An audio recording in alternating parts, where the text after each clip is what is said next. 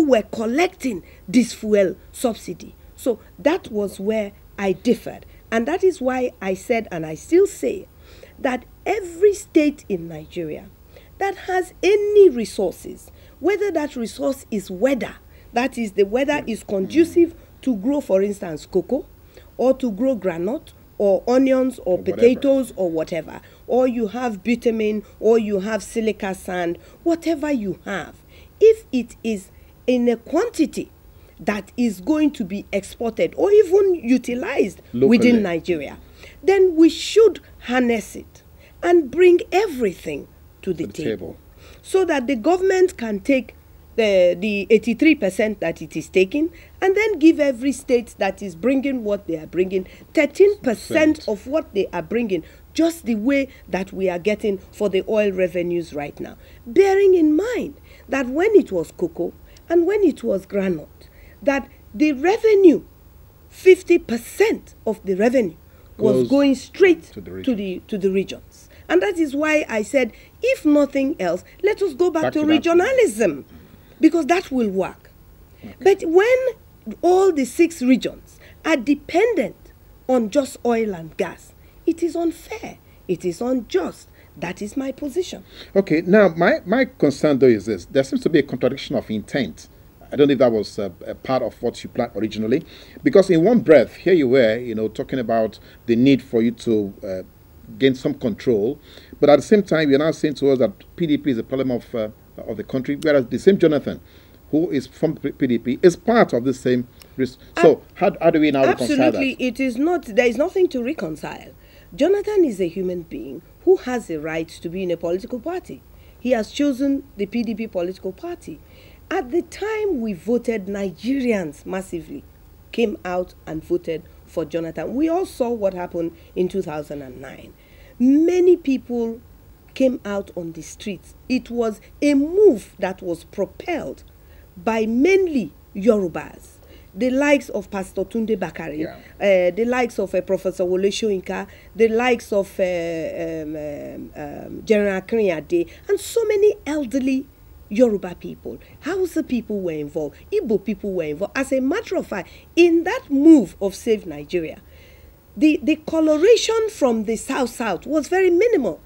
Myself and Amagbe and people like Wilson Ajoa, Mike Guinea, these were the people that were prominent from my zone, from the South zone, that were amongst the people, like Yinka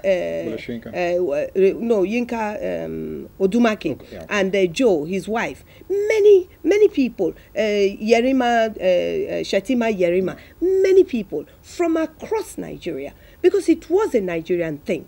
It was not a Jonathan thing. It was not a South thing. It was a Nigerian thing. We stood up. Nigerians stood up. Many that were not from the South stood up and fought. It just so happens that the president, the vice president, was the beneficiary just by the fact that he was at that time the vice president of Nigeria. But we allowed the situation to heat up so much that it now became Jonathan. The Jonathan effigy was being burnt in a coffin. Jonathan must go. Jonathan is evil. Blood, they did caricature of him with blood coming out of his mouth. It was offensive to the region. People said, but Yorubas criticized Obasanjo too. Yes, we agree, but not to the not to the point of hate. Not to the point of bordering hatred. So that was my position, and it remains my position. So there is no contradiction. As far as I am concerned, I have always tried to remain non-ambiguous. I must be very, very clear. And in my heart, I am clear in what I'm doing. I speak the truth because I choose to speak the truth. It's a matter of choice. And so whether Jonathan is in PDP or not, it doesn't matter. Nigerians did not, people in Labour voted for Jonathan. People in Lagos here, which is an ACN party, voted for Jonathan. They didn't vote for PDP. they voted for Jonathan. And that is the position that I maintained and I continue to maintain. Now, you became particularly involved in what is popularly called the struggle for resource control right about 1998. Sadly, that was about the same time that your marriage broke up. Do you entertain any secret guilt about this? Doing so much for Nigeria while your personal life is no. I am a person that if I don't like something, I don't like something. If I'm not if I don't agree with a position, then I don't agree with it. I will not agree with a position because majority carries the vote. But I don't care if I'm a lone voice. As long as that is my belief and it's not hurting anybody, then that is my belief and it will stay like that. So there is nothing in my life, as far as I am concerned, that is contradictory.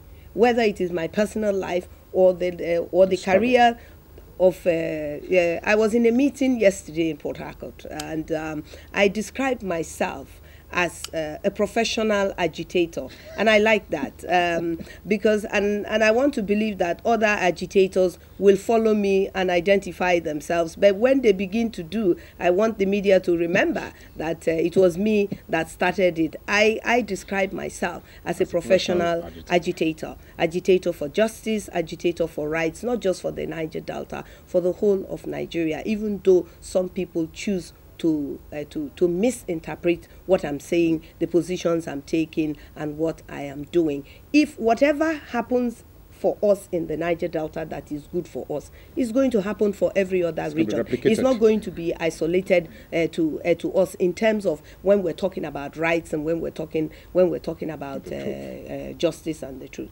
Okay, now, but looking at MEND, Mossop, and even probably Oka's imprisonment, how do you react to the call that it will make for better goodwill, or a greater goodwill, or a larger goodwill, if all, like you said, professional agitators can come together and find some more creative and actionable initiatives than what we have had so far? How do you react to that? The only way Nigeria can move forward is on transparency, on honesty, and facing the reality that we face in Nigeria today. It is an individual thing. It's a thing of choice.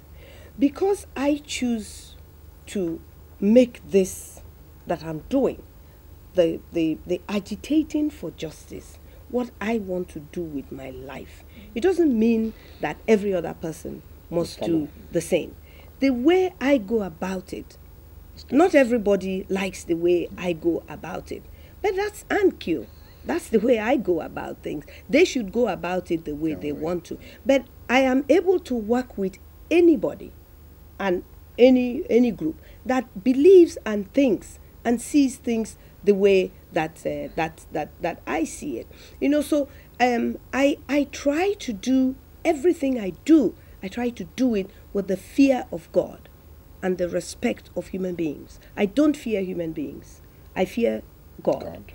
And I try to do everything I do based on justice, based on right, because I live with people the way I expect them to live with me. So it is possible to change Nigeria. People say Nigeria is one indivisible country. Well, it is indivisible country because all of us are in Nigeria and we've agreed that we're all in Nigeria. But in terms of doing the right thing, it's not true. Nigeria is made up of 250 ethnic groups. A group says that they are greater than the other. That is oppressive. Then a group also says, and some group also accept, that we are minorities. So when you're a minority, you feel that sense of not belonging. You feel that sense of oppression. And that is the way minorities everywhere in the world feel. Now today, we have a situation where if somebody from a minority is the president of this country, and he couldn't become the president of this country without the collective support of the minority and the majority. The minority alone in the South and perhaps in the Southeast cannot make Jonathan the president of Nigeria. We agree that the majority which is claimed to be the northeast, northwest, north central, the southwest, and all that, also joined hand massively to bring Jonathan to where he is today. The question I ask is that if we accept that we brought him there, should we also not see that there is something that is being put there not to allow him to function?